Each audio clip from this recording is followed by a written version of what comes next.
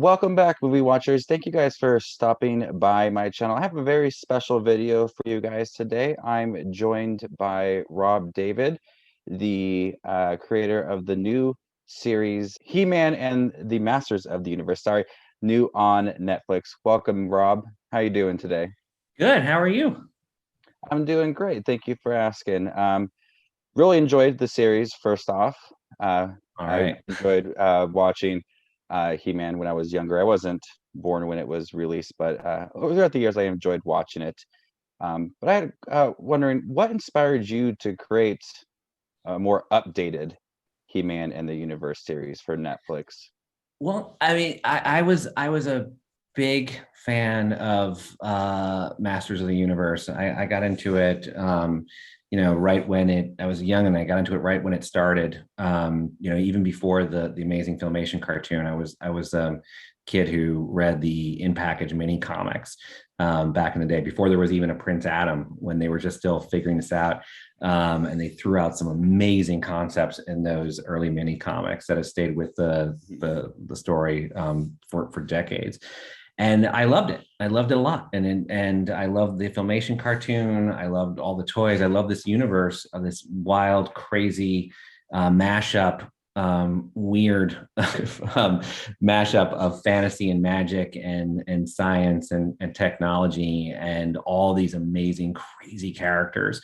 And at the center of them all was this young guy, this prince, who you wouldn't know it, to look at him, but inside of him was something truly strong and special. And if he could unlock it, and the sword of power is always a metaphor for a key, he could use that power to transform himself and his world for good. And I thought that was just wildly entertaining and inspiring, and the opportunity to take that myth, and I call it a myth because it's more than just a toy line. It's more than just a show. It's a myth, and I always say birds fly and people tell stories, and that's one of our great cultural stories. And the idea of being able to tell that myth for today's generation of kids, who and to let it be theirs, to distill what made the original so great into its core, but re-express it in a way where kids can really truly feel like this is their myth, and a story that inspires them and entertains them the way it entertained me when I was a kid. I love that. I mean, watching it, it feels very different from the original series, but the story and the morals and the message is still flowing throughout that. And I think it's great to update it for a more modern audience, but keep that tone and that message that kids can really latch onto and discover love for He-Man if they haven't Yeah, watched it before. yeah, absolutely, absolutely. Now, there's been two Master of the Universe shows this year. What was like creating a more family-friendly series and shifting gears since you served on executive producer for the other series? Yeah, I mean, I mentioned that I see Masters of the Universe as a myth, and like any great myth, it different generations tell the story in their own spectacular ways. And with Revelation, that was an exciting project, to work on, and Kevin Smith is a wonderful collaborator and showrunner on that series. He, we what we wanted to do is take the original story that we knew from the 80s and tell it for kids who grew up on it and who are adults now, but progress that story, to pay off things from that story that are that we've waited 4 decades to see. And I can't wait for the world to see part two, which comes out later this year. And but then for this, which this kid show is my true passion in so many ways, is that opportunity to tell it for the next generation. But they're both Masters of the Universe, and they're both co-viewing family entertainment. I like to think that, like, parents can share Revelation with their kids, and kids can share He-Man Exactly. with their parents. Yeah. And everyone's watching it together. Yeah. Well, me and my daughter watched the newest He-Man series, and she didn't watch Revelation with me, but she really did like watching the He-Man series that we just recently watched. Yeah. I'm looking forward to the second part for Revelation, but if the new He-Man series that is coming soon to Netflix, hopefully it does get a second season. Um, is there any other Master of the Universe characters that you would like to bring in to the series? Because Oh, there's well, so many characters, and I love seeing all of the modern design and yeah. the different designs for even Orko. I mean, it's cool to see some different characters have a different design for them. Is there any characters that you would love to bring in? I want to talk about Orko for a second because I'm so glad you respond to Orko. I loved And it. I will say yes, there's more. The first season premieres on September 16th, and there's more to the story, and there's more characters coming, and I so desperately want to spoil those and tell you everything, but really, truly, a lot is coming, and the mythology and the world building deepens even more, and the stakes get raised, but the humor is there, the emotions there, the stories that we set up from the very beginning really pay off over the long arc. Yeah, reimagining these characters is, one of the things is that it was important to me was, taking the concept of the hero, and I think over the last few years and decades, we've see our heroes. We don't want perfect heroes. We don't want instant heroes. We want to see the challenge. We want to be able to see the hero go on a journey where he or she, where they start at the base floor and they have the potential to be something great and become the hero, but they're going to have to go on this journey. So I wanted to take the concept of mastery and put it into Masters of the Universe, and make this a coming of age story where it's really a team show about people who are discovering who they are inside and out together and individually, and unlock that part of themselves, just like Adam, that is truly special, and become a master of the universe. So that was the kind of impetus for kind of redesigning these characters, but at the same time staying true to Masters of the Universe, taking the core elements and the archetypes and making sure they were represented in the very foundation of the show. And Orko, who I love, is like my favorite character. I'm one of those people who actually really loves Orko, and he, as an archetype, it was always the child. He represented the child's point of view, and I also think that, like, Masters of the Universe, the core elements is magic and sci-fi, and I thought this was an opportunity to take the character of Orko and really have him in one character embody that signature mashup of Masters of the Universe in one character.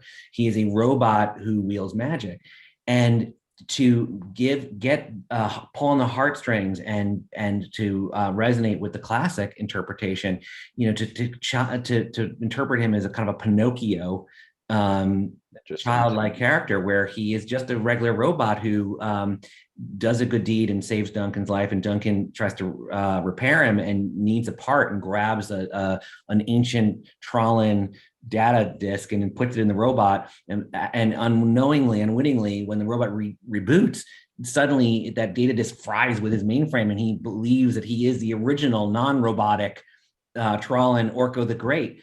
And of course he's not. So he's completely terrible at doing magic. He has no business doing magic. He's a robot, but yet you want and you yearn for him to discover this and learn this. And over the course of the series, he will. And I'll spoil a little bit. I mean, who's to say he won't meet the original Orko the Great at one point? Yeah, no, I cannot wait. That's not going to be in the first season, but you never know. I love how you spoke on how, like, the development for these characters and them believing in themselves throughout, and I appreciate that in the series is that it's just not solely focused on He-Man and his development. There's other characters that go through challenges and they have to believe in themselves, and we see that a lot, and it's has some really great payoffs and some moments that really move the characters forward, and I like seeing some of the smaller characters get that chance to absolutely and even the shine. bad guys. Yeah. The concept now, I want it to be like a Nemesis battle, where every master has their dark equivalent, and vice versa. I mean, the bad guys would see the good guys as their nemesis. It works both ways, but both of them are two sides of that same coin, and each of them has to defeat the other in order to kind of become a full master. And this was kind of reimagining, but really based on the spark of the original concept. There's some great vintage toy packaging art from the 80s that shows both all the heroes on one side and all the villains and showing you could always, as a kid, you could see correlations between the two characters. And that was just something that I loved as a kid. I just wanted to say, hey, what if we based a new mythology on that core original spark of this whole property? I thought it would be fun. And that perfectly leads into my last question is, do you have any other Mattel properties that you would love to create a series for Oh, Netflix all of or them. I will say, the great thing about Mattel is, and it's a toy company, but it's really a character and story and universe company. These properties, what they call intellectual properties, are really worlds. Barbie is a world, Hot Wheels is a world, Masters of the Universe is a world, Monster High.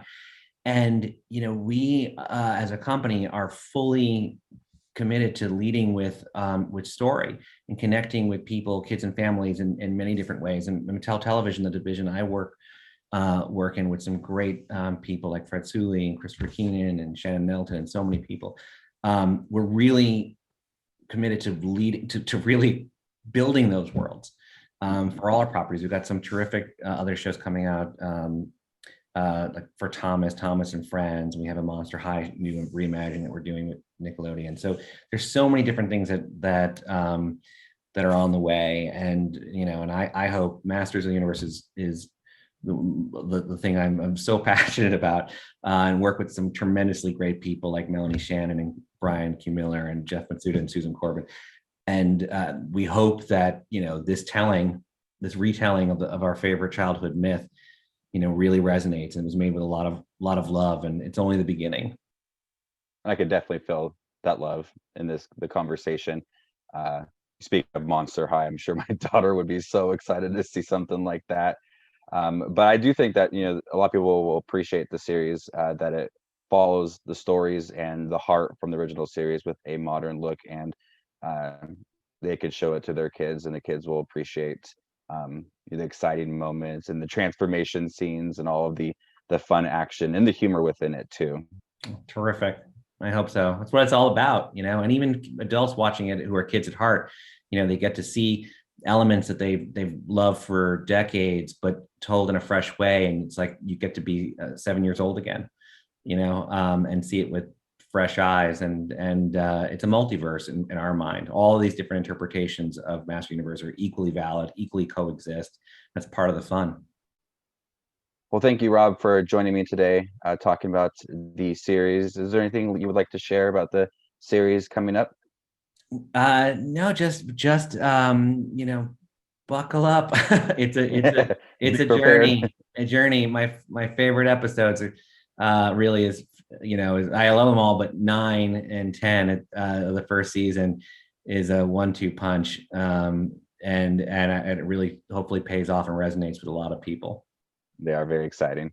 Well, thank you once again for joining me today, and I hope everybody gets a chance to check out He-Man and the Masters of the Universe series coming to Netflix next week. You definitely need to check it out.